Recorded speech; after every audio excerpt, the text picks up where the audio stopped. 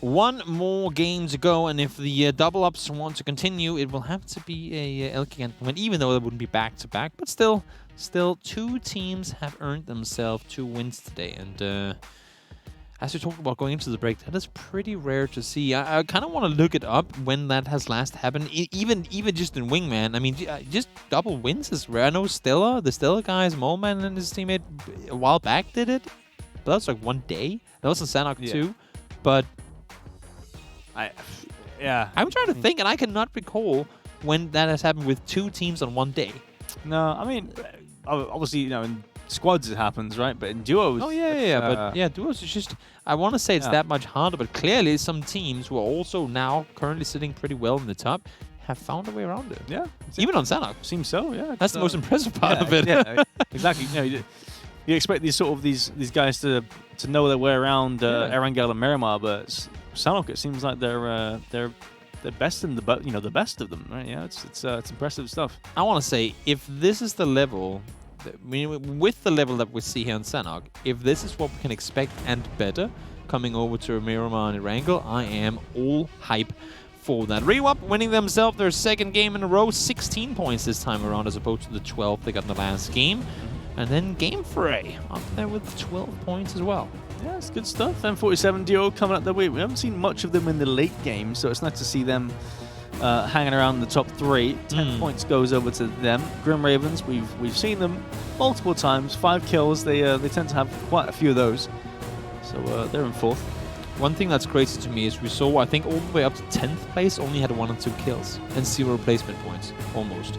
Very, very interesting to see how kills matter so absurdly much. 25 kills for Grim Ravens now, still in 1st place in that regard, but no tag. 1 point ahead of El Gigante and still sits in 1st. Yeah, that's impressive stuff. I mean, obviously, if El Gigante gets the double win here as well, then they'll be miles ahead. Rewolf had 2 0-point games. They have double wins and are still in 5th place after 5 games. That is, I mean, that's not something you see too often. But not that many kills. Obviously, they had all their kills for the 2 wins. Yeah, except for 1. Yeah, so they had a 0-point game and a 1-point game. And then they had obviously 2 kills and 1 of those. Win and a 6-kill win. Yeah, exactly. Blimey. Well, I mean, inconsistency is the key to success, if you ask PGC. I suppose, that makes a lot of sense, to be honest with you. Watching that tournament, not that we have to sit and talk a lot about other tournaments, but it's just whenever you go to an analyst desk, whenever you hear casters, consistency. Oh, you have to be consistent to win. And then PGC comes around, it's like, no.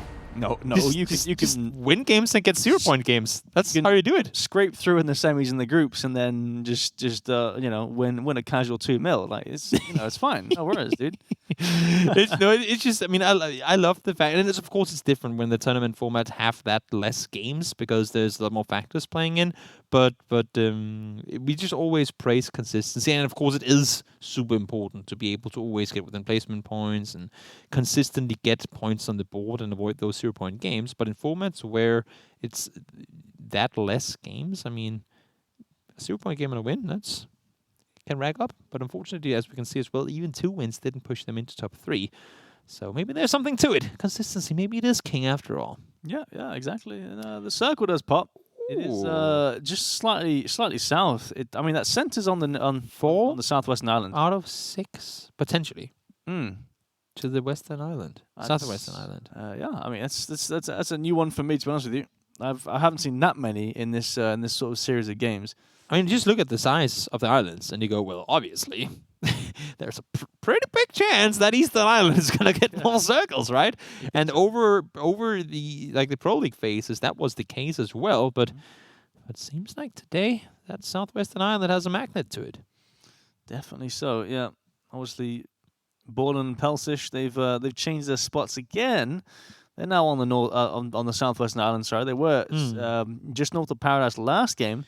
Switched it up. They're going towards... they swapped spots with Gibbon and O'Connell. I was looking for them because they used to be down where Portotello and EMEA are right now. They used to be looting down there, and I was like, where are they? But they're actually up north now. Yeah. They've. I mean, it seems like Pelsish and Boland and Gibbon and O'Connell just kind of switched spots. They just kind of like traded, in a sense.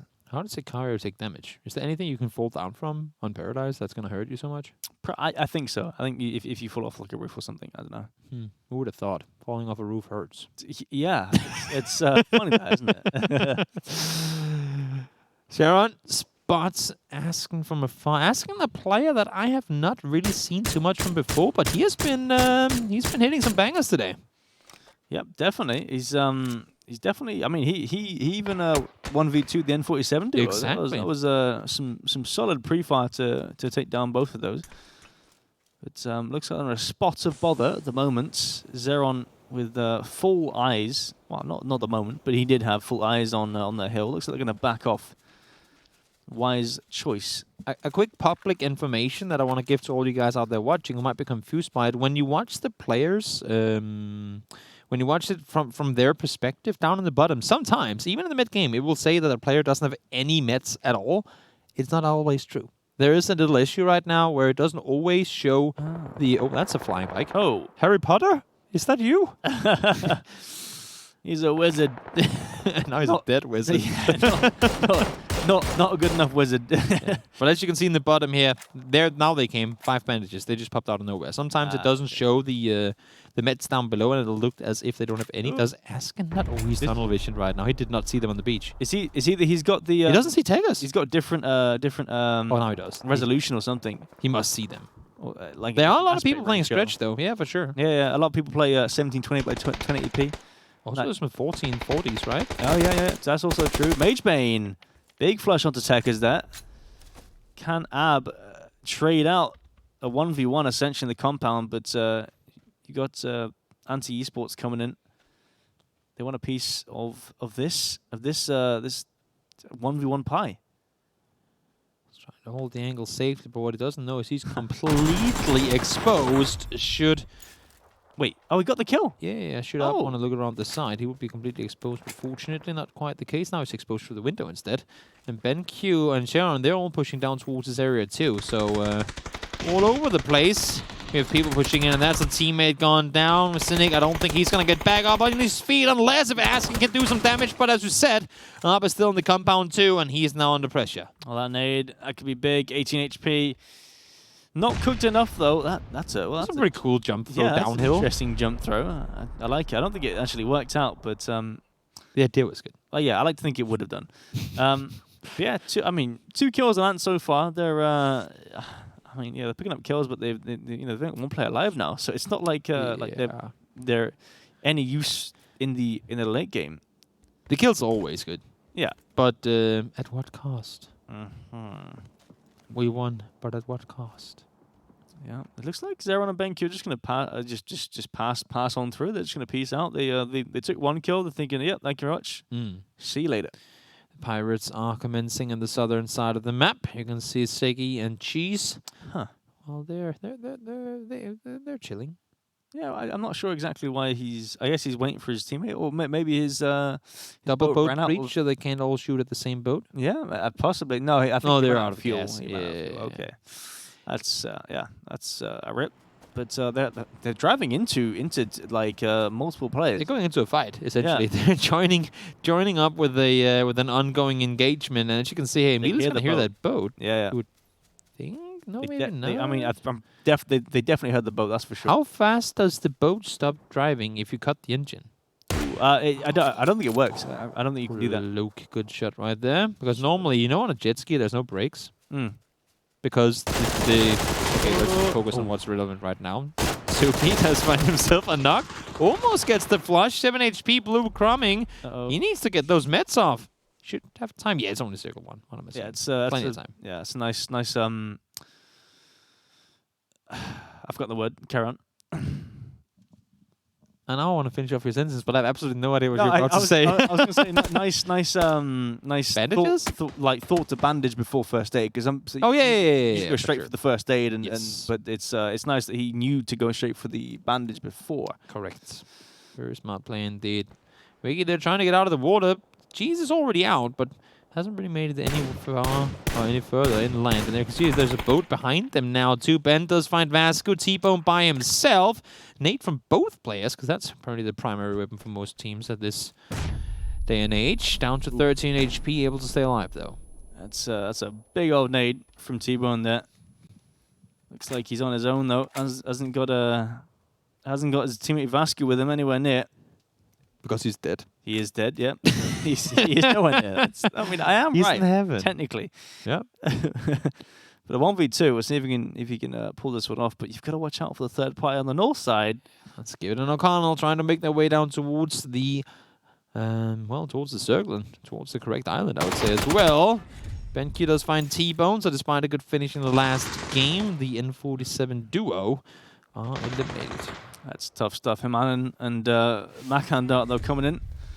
We'll see what they can do. Pick up the pieces of T-Bone's, essentially his remnants of his fight.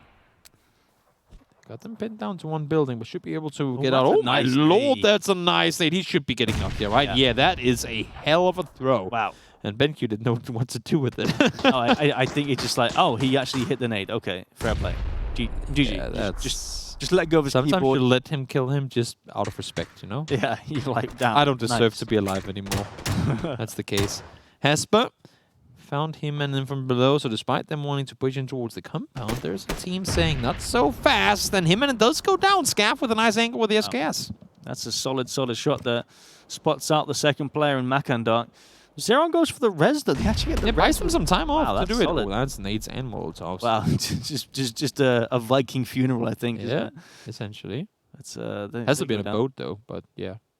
Yeah, I mean, you know, they couldn't waste time putting them on the boats. They just burned them there. Gotta go with what you got. Yeah, We're the exactly. inland Vikings, you know? On the spot burn. Drakaris. You see what I see? Busters with a VSS. I like it. Haven't really seen the VSS come into play too much so far. No. It's Hesber pushing around the eastern side with Scav, his teammate.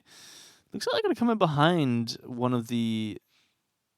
looks like it's Buster's teammate Puzex. He knows, he hears him. Do they know? They have no idea. Hesber has no idea. Gets flushed as well. So Scav tries to know where the opponent is. Now he does. Yeah, he tries to return fire, but just doesn't quite hit the shots. That's a thumb grip with a 2x spray. That's a yikes from me. Buster needs to come around and find an angle, and now he does. Great trade and great hold off from him. Now damage is being applied from behind, though. This is the team they initially wanted to push up towards. I think he wanted to full auto that. Spray comes in, lower health, and they did nothing.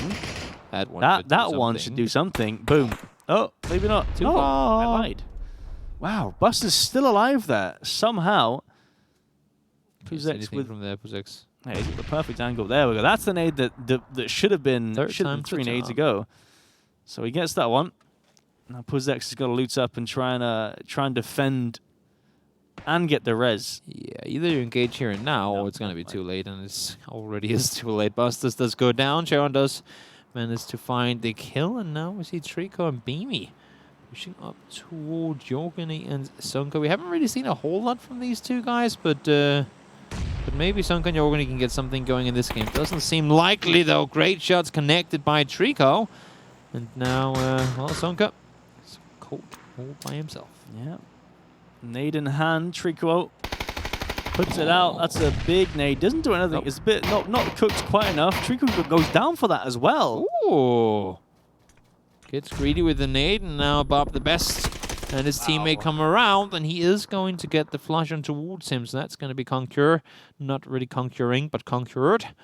And Spoof and Bob will live to see another day. Yeah, solid work to defend their hillside. Beamy coming up behind them though. Easy Megas, Ravens. We've seen these guys multiple times. Same with BenQ as well. Peaks. Ow. Oh, that's your teammate's nade. It's not what you want, that's for sure. Zeron is down though. That's the plexiglass blocking the nade, you know? Yeah.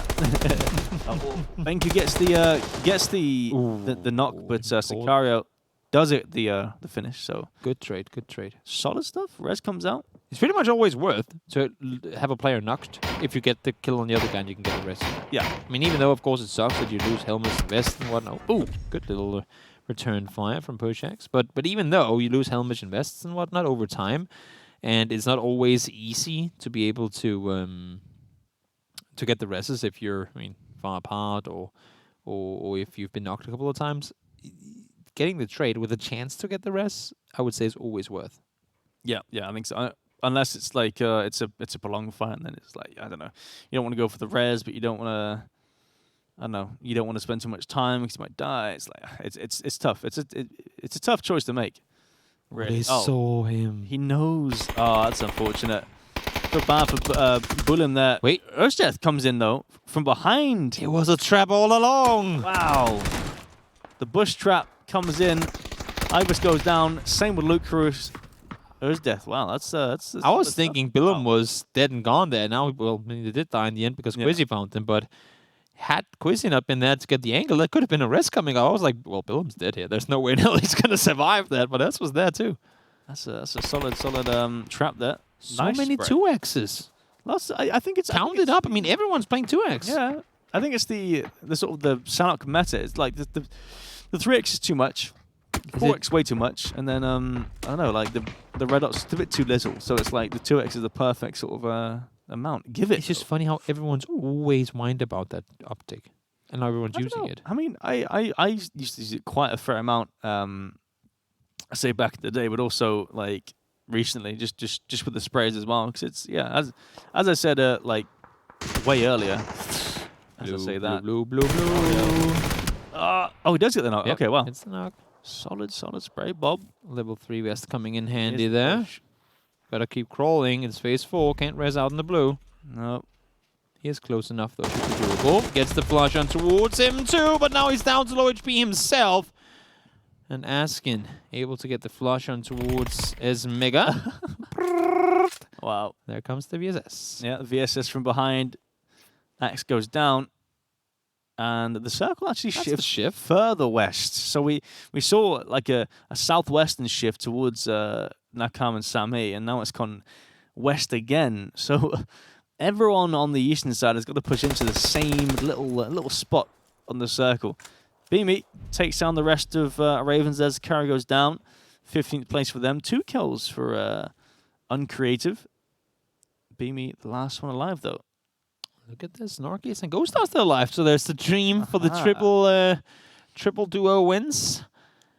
Peltzers and Baldwin as well. I don't think we've seen them in placement points today. No, correct me if I'm wrong, but I mean they have some kills, but they haven't really been able to stay alive for long. Yeah, no, I mean I think they've been fighting for a long time in the early game. It's just kind of ruined their whole game, I think. Yeah. One more spotted. Wow. Gets himself one more.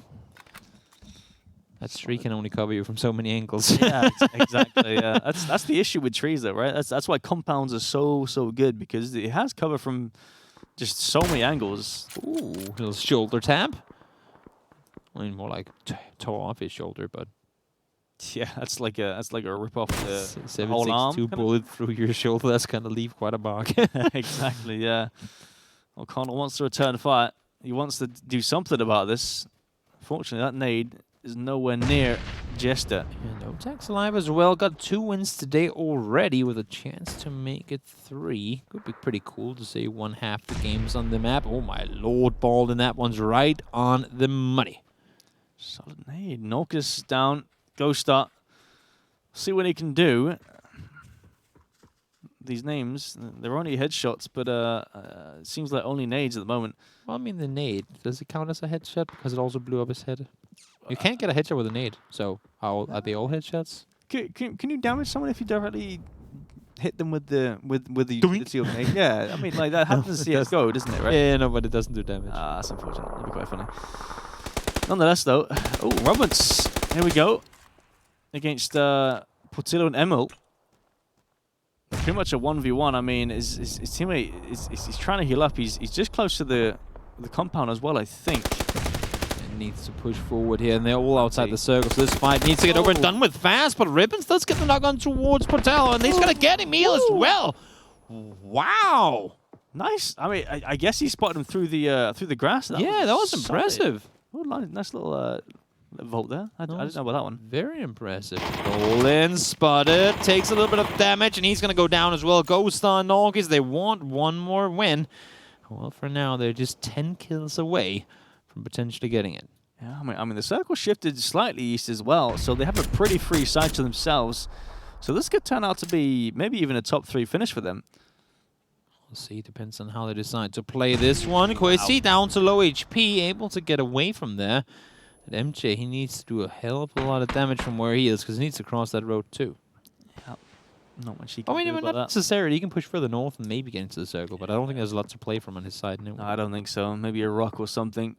Blade of grass. Yeah, you maybe. can see there's really open on that side. Yeah, that's tough. That's tough. There's a few rocks though. Those Oh, Quizzy almost naded himself.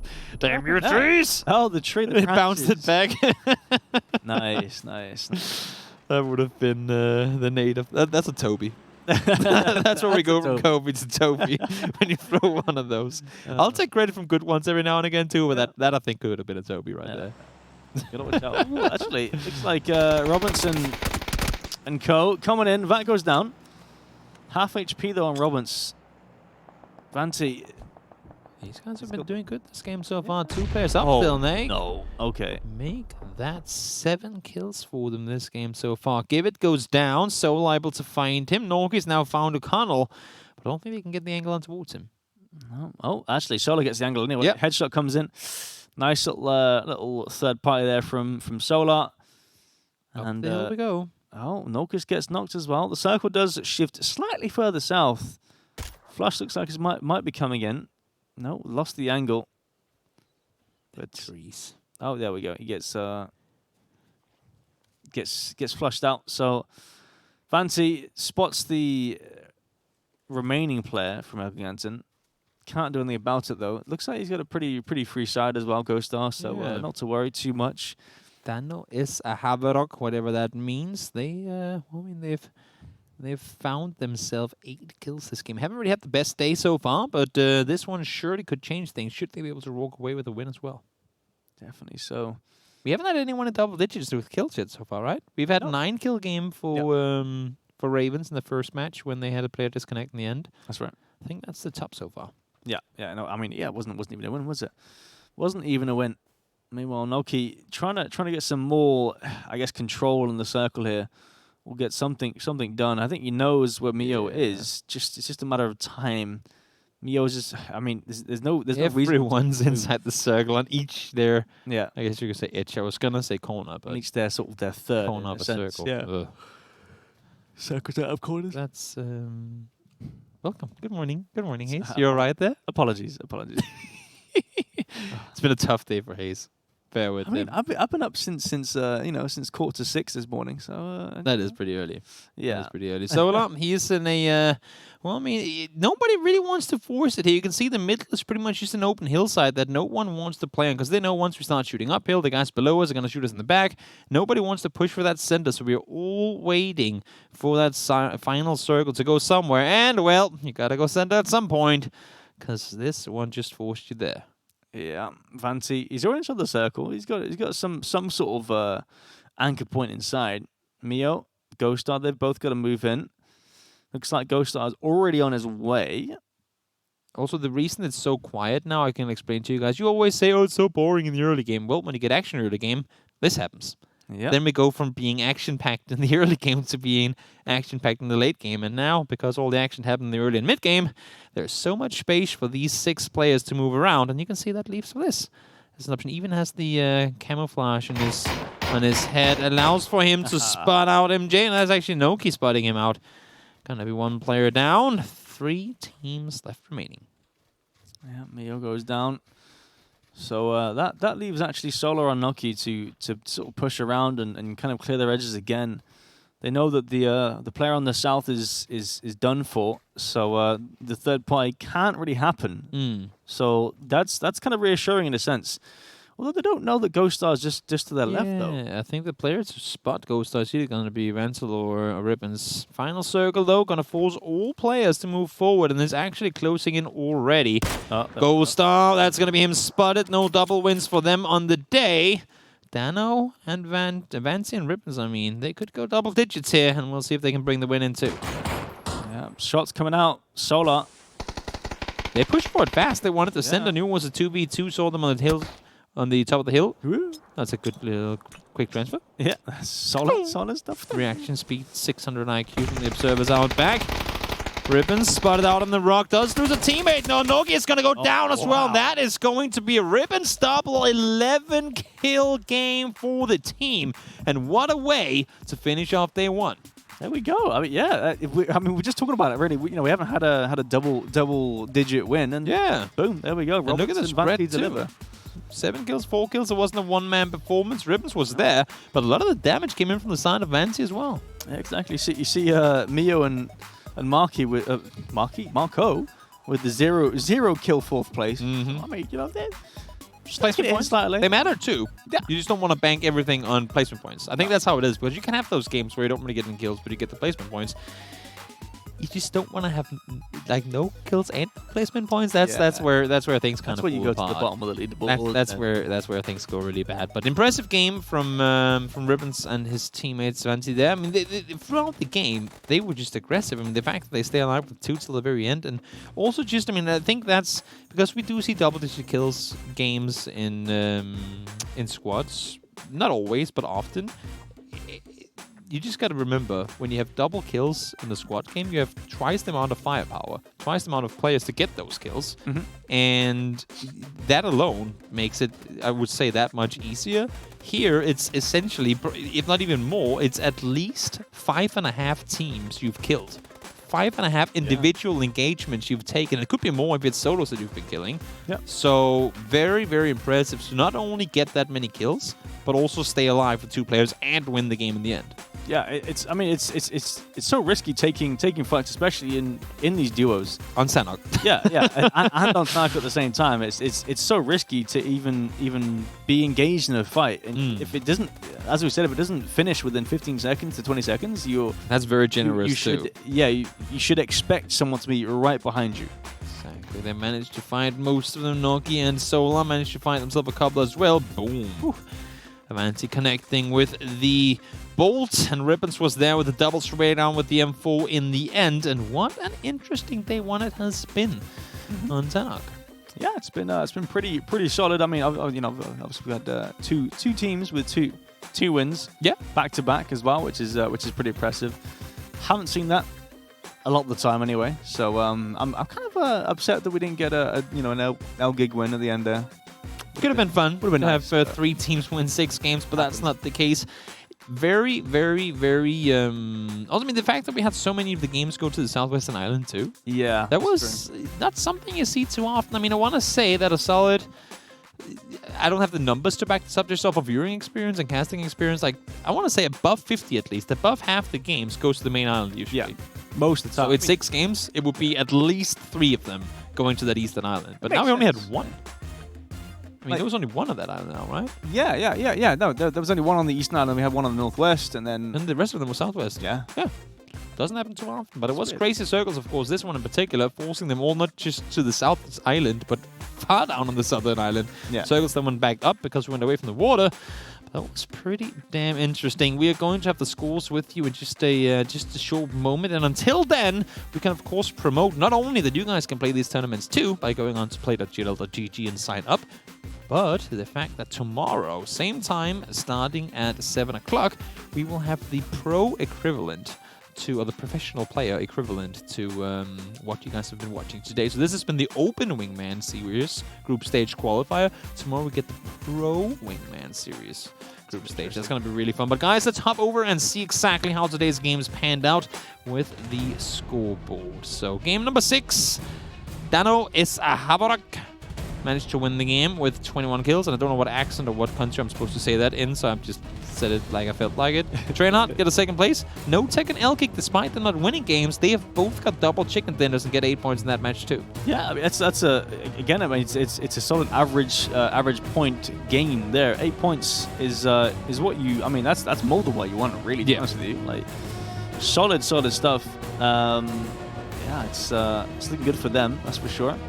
49 points for No Tag. El Gigantin right behind them, and then Grim just a little down the line, but they almost racked up 30 kills in 6 games. That is absurd. That's nearly, I mean, close to double what El Gigantin got in 2nd place. Just the placement points they're lacking, man. It's the placement there. Dano got over half their kills in 1 game. Yeah. Of 6.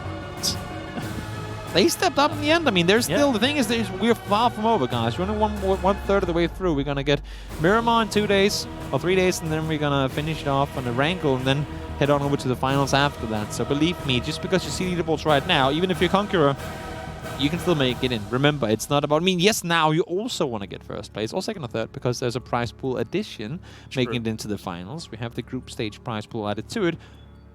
But essentially, if you're out of reach of the top 3 in this group stage, you still just want to make it to finals. I mean, you can do it if if you're not so sort of competent on Sellout. It's everyone could do it. It's one of your worst maps, whatever. Feel confident going into Miramar and Erangel, and it's definitely possible. That's for sure. And then learn Sanhok, because it is 1/3 of the maps. So you kind of want to be able to play them all. Also in the finals, we have to play Sanhok again. So might just want to learn a map. If you're not that used to it, go into spectate mode, go into replay, and just fly around.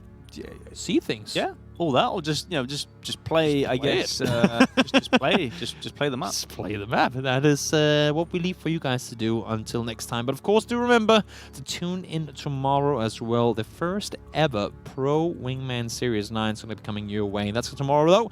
For now, for me, Hayes, for GLL, thank you so much for tuning in. See you all tomorrow.